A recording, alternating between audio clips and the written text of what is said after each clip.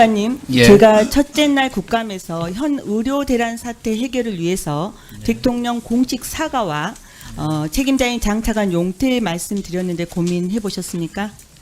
예, 그때 제가 말씀을 드렸는데 그 두 건 다 좀 제가 결정하거나 하기는 마이크 좀 가까이 어렵다. 대주시기 바랍니다. 제가 결정하기는 어렵다는 말씀을 드렸고. 예, 알겠습니다. 잠시만요. 자, 오늘 증인분들 죄송하지만 말씀하실 때 마이크를 좀 입쪽에 가깝게 네. 대고 말씀해 주십시오. 전에도 보니까 이제 몇몇 기관 증인들께서 말씀하신 게 잘 안 들리더라고요. 예. 신경 좀 써주십시오. 예. 네, 국감 때 첫째 날, 두 번째 날 말씀하신 변함이 없다고 알고요.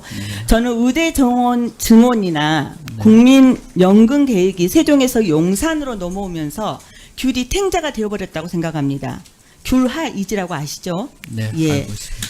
밀어붙이기식 의대 정원 2,000명 증원 장관님 결정이라고 생각하는 국민은 단 한 명도 없을 거라고 생각합니다. 또한 자동 삭감 장치도 마찬가지입니다. 저는 용산의 입김으로 이 두 정책 모두 변질됐다고 생각하는 사람입니다. 엄청난 파문을 가져온 2,000명 증원, 국민은 여전히 왜 2,000명을 고집하는지, 왜 밀어붙여서 이 대란을 만들고 있는지 숱한 의구심만 남기고 불신은 굉장히 높아지만 가고 있습니다. 의료계도 정부가 야심차게 의료 인력 수급 추계위원회에서 가반 참여 보장을 제안했지만 병역을 제한 의사단체 참여 가능성은 제로입니다. 그 이유는 의사단체 누구도 정부를 그리고 대통령을 믿지 않기 때문입니다. 화면 한번 봐주시기 바랍니다. 작년 보정심 산하의 의사인력 전문위원회의 다수 의견이 묵살되었습니다. 상황이 이런데 도대체 누가 어떤 사람이 정부를 믿고 따라가겠습니까? 신뢰 회복만이 저는 정답이라고 생각합니다. 신뢰 회복 없이는 백약이 무효입니다. 전문가들은 올 가을 그리고 겨울 의료 현장의 혼란이 더욱더 가중될 것이라고 우려를 하고 있습니다. 세간에서 의학교육을 제대로 받지 못한 윤석열 세대라는 신조어까지 나타났습니다. 이제 더 이상 정말로 시간이 없습니다. 장관님, 50대 보건복지부 장관이 누군지 혹시 아십니까? 제가 네, 기억을- 진영 장관이십니다. 네. 왜 그만두셨는지 제가 굳이 말씀드리지 않겠습니다.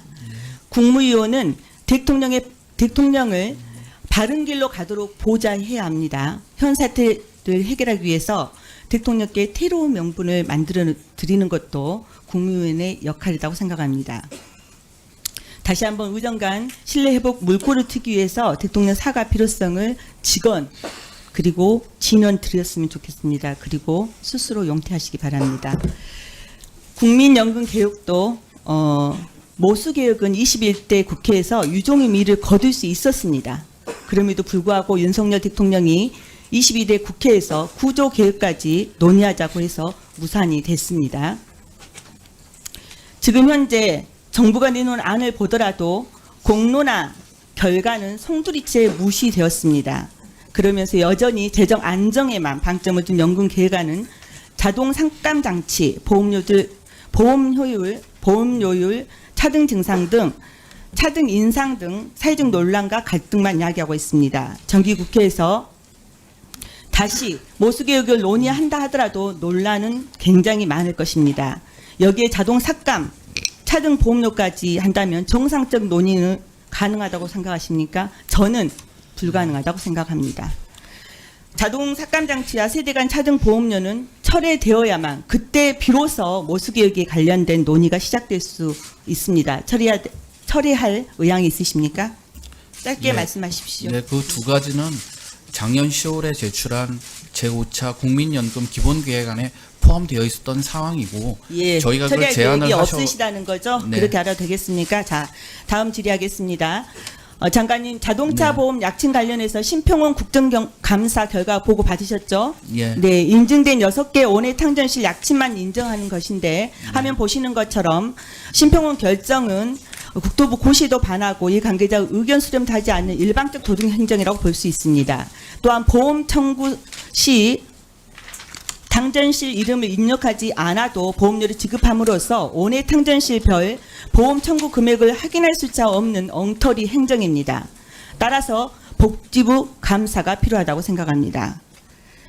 예. 장관님, 예. 이런 방식으로 진행되는 걸 보면 도대체 뒷배가 있지 않고서 어떻게 이런 행정이 이루어질 수 있는지 참으로 의아스럽습니다. 지속적으로 많은 사람들도 의구심을 갖게 되는데 이 부분에 대해서 어떻게 생각합니까? 예. 아니 답변 안 주셔도 됩니다. 이미 답변 다 하셨고요. 약진 보험급여 청구 금액을 볼 때마다 자생이 등장합니다. 이렇게 되어 있으니 이런 상황이 발생을 하고 있는 것 같습니다. 자, 앞에서 말씀드린 것처럼 인증 원해 탕전 시병 보험 청구를 파악하지를 못하고 있습니다. 왜냐하면 중복을 하고 있기 때문입니다. 화면 한번 봐주시기 바랍니다. 궁여지책으로 한개 인증 원해 탕전실만을 이용하는 의료기관 현황과 청구액을 보니 자생이 압도적입니다. 의료기관 중 한개 원해 탕전실만 이용되는 의료기관이 5월에 70.6%, 8월은 86.4%를 차지하고 있는데 청구 금액은 60% 전후를 입니다. 이 가운데 자생으로 추정되는 원해 탕전실이 차지하는 비중은 기간 수별로 51%이고요. 청구 금액은 58%로 매월 43억 이상이 자생으로 흘러가는 것 같습니다.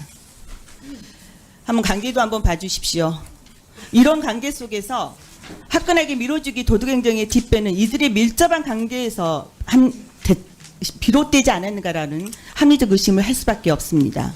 그러지 않습니까? 네. 동의하기는 좀 어렵습니다. 예. 네, 좋습니다. 국민께서 아마 이거에 대해서 이 표를 보시고 충분히 어떤 관계 속에서 누가 밀어주고 어떤 이상한 행정이 되고 있는지를 판단하실 거라고 생각합니다. 이상입니다. 뭐 조금 답변을 드려도 되겠습니까? 예, 뭐 여러 가지 지적을 많이 해주셨는데요. 의료 개혁이나 연금 개혁이나 다 보건복지부 장관 책임하에 추진되고 있는 것이고요. 의료 개혁은 이제 그 일부 의사 단체에서 여야 의정협의체 참여 의사를 밝혔기 때문에 그 협의체에서 잘 논의해서 조기에 해소할 수 있도록 노력하겠습니다. 연금과 개혁과 관련해서는 국회에서 여야 논의를 통해 가지고 합의안을 만들어 주시면 최대한 수용하도록 하겠습니다. 네. 예.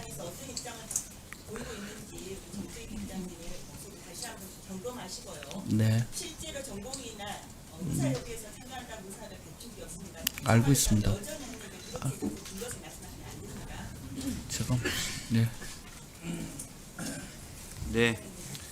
다음은 백종원 의원님 질의하시겠습니다.